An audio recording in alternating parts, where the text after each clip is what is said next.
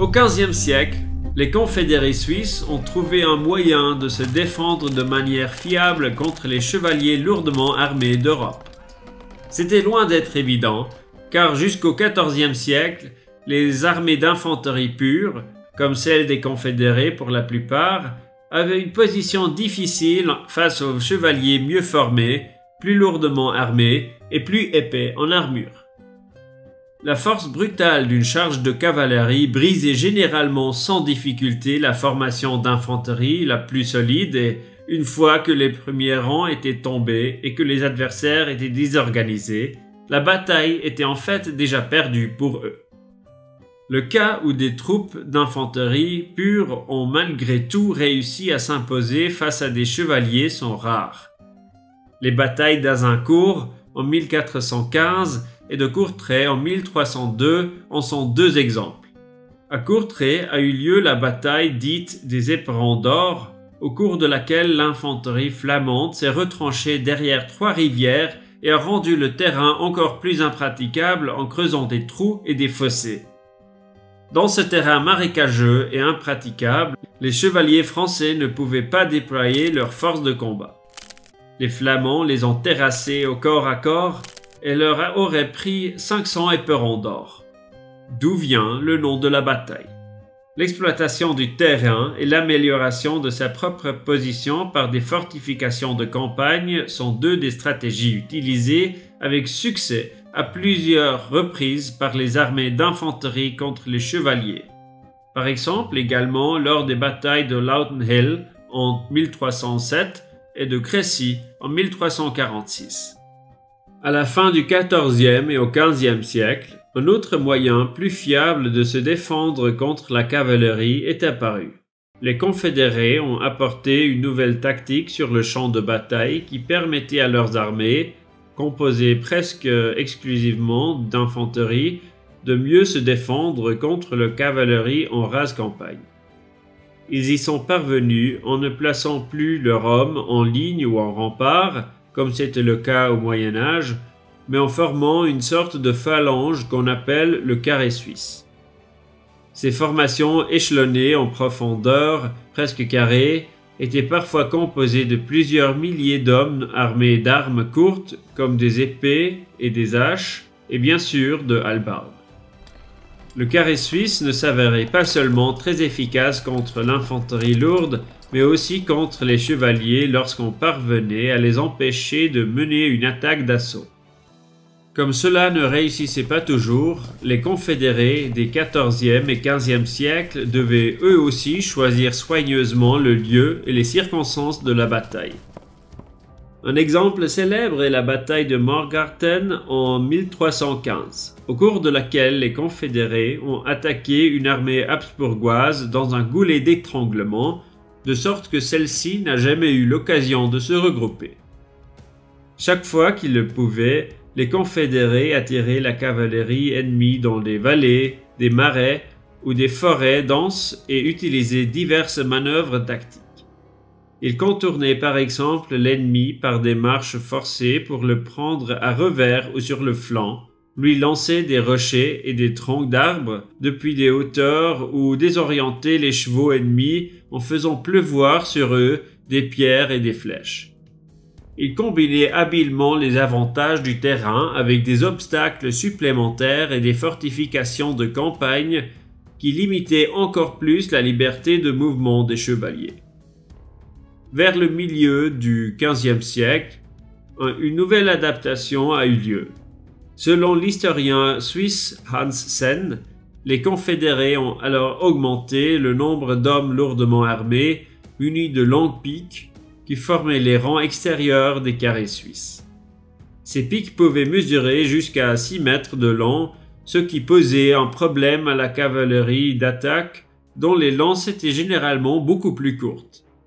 En conséquence, de telles formations compactes offraient également une bonne protection contre les attaques de cavalerie en rase campagne.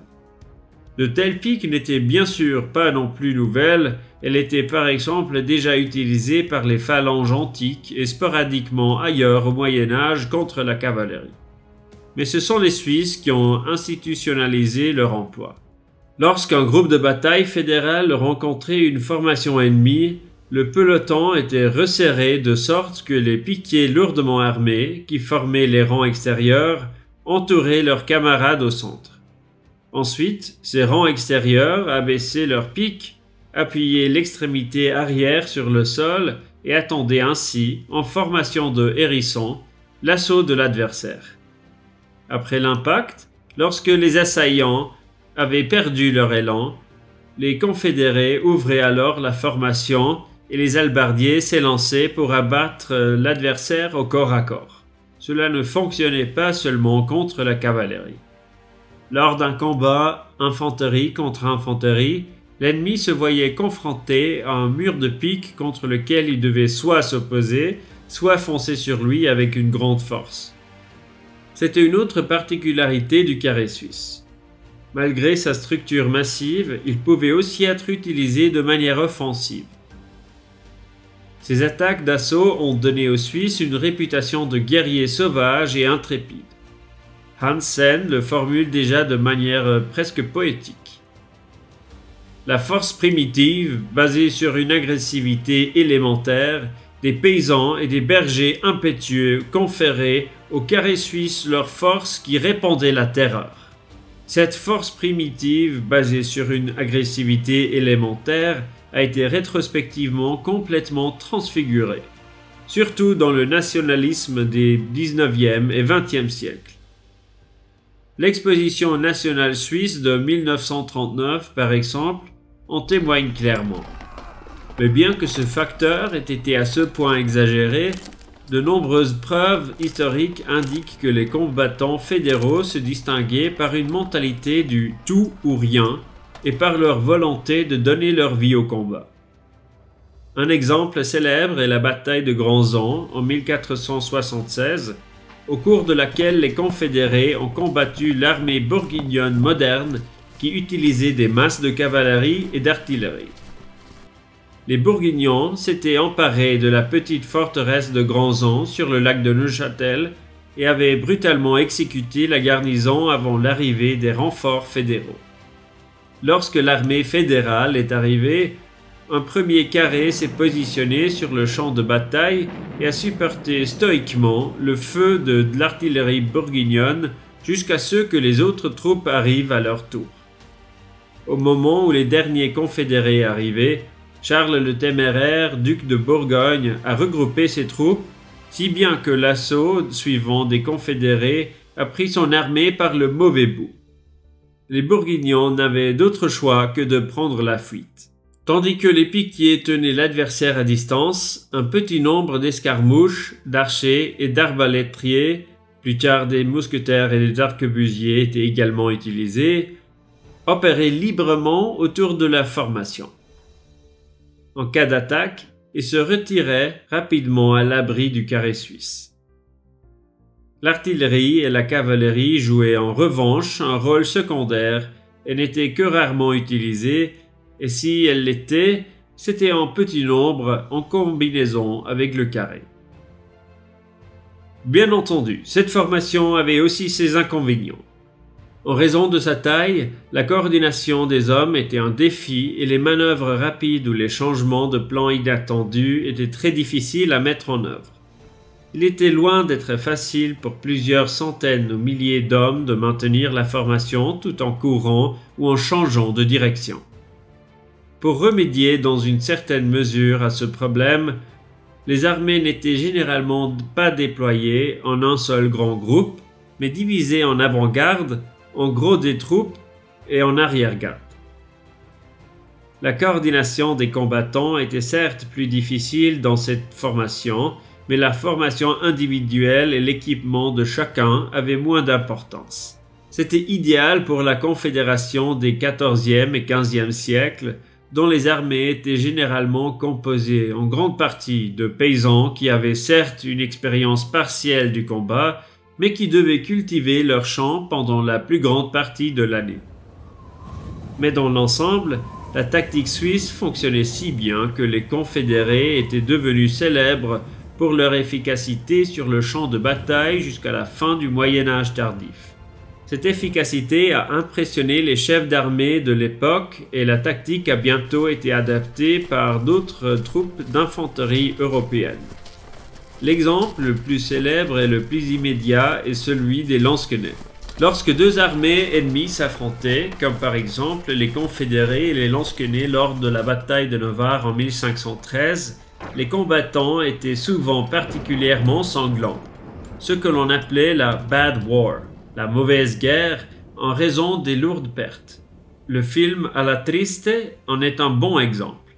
Tandis que les piquiers des premiers rangs se coinçaient et se pressaient les uns contre les autres, les combattants au corps à corps, armés de poignards et d'autres armes courtes, se livraient à une lutte sanglante sous les piques et tentaient de poignarder les piquiers coincés de l'adversaire.